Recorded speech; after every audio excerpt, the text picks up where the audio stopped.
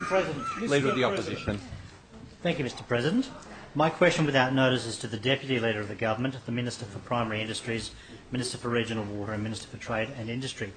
Given the expansion of the red zone for PFAS contamination in Williamtown by 50% after a further 2-year delay, will you guarantee that no contaminated or potentially contaminated primary industry products have entered the New South Wales market? Mr President, I thank the honourable member for his question in relation to an issue that we have looked at many times in this House in relation to Williamtown and the contamination of the PFAS. I will remind the House that, and I'm sure the member is aware, that the lead agency on behalf of the New South Wales Government is the responsibility of the Minister for the Environment, and we also have had good assistance in this space from the New South Wales Chief Scientist.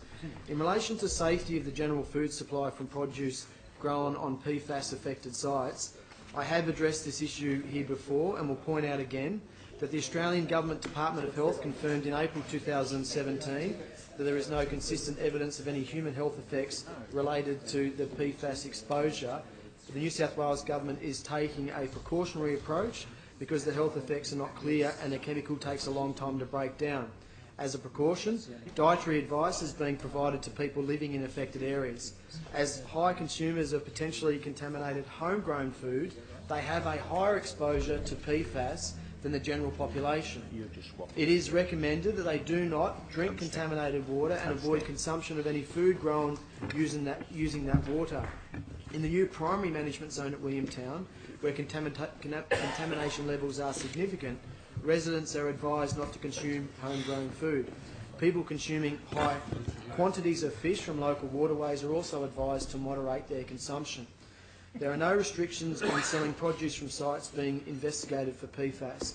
The general population are not at risk from produce from these sites because the wider public consume food from a variety of sources, not a single source. The sale of food from affected properties is not considered to affect the health of the general population.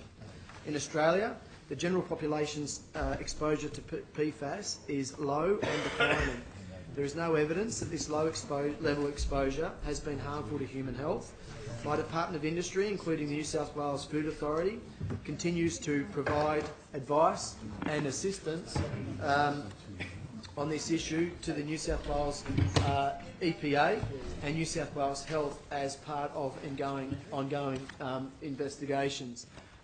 Mr President, I must stress that I won't. The Minister's time has expired. Point of order, Mr. President. Mr President, I'm actually not aware of the clock being started, Mr President. Keep going, please. Yep. Happy to keep going. The clerk has confirmed that the Minister is correct. There was an issue with the clock. I will ascertain that.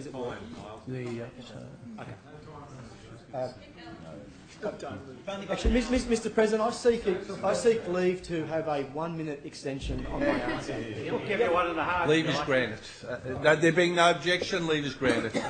Thank you, Mr President. I think it's absolutely imperative that we follow the advice of the experts in this field, that I'm not going to buy into any speculation and guarantee that. I think my answer has been quite well informed and also based upon the evidence of the experts, Mr President. So I've provided my answer to the Leader of the Opposition, and again, we will continue to take advice from the experts on this matter, and I will avoid any speculation on the matter and refer all of my comments back to those experts, or only provide answers to the House that are based on their advice.